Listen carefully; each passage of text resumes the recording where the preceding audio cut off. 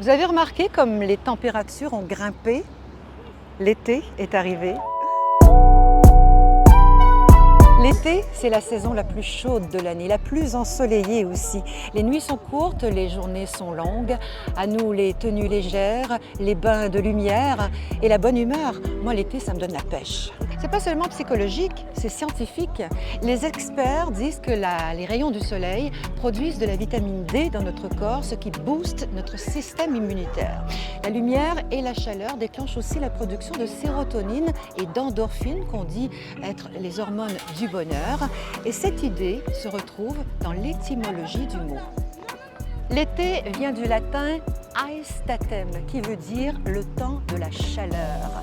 Les mois de juin, juillet, août dans notre hémisphère nord, les mois de décembre, janvier, février dans l'hémisphère sud. Actuellement, c'est donc l'hiver là-bas. Mais revenons à notre mot. Dans son évolution, été a souvent changé d'orthographe. Sous Philippe Ier, dans les années 1100 environ, été s'écrivait Ested, E-S-T-E-D. Puis Ested devient Esté avec un T final qui va disparaître au profit d'un E accent aigu, Esté. On n'est pas loin de la graphie actuelle.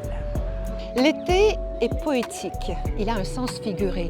Si je vous parle de l'été de la vie, vous voyez ce que je veux dire? L'été de la vie, c'est une expression qui date du XVIIIe siècle, qu'on utilisait pour évoquer l'âge de la maturité, l'âge qui survient après la jeunesse.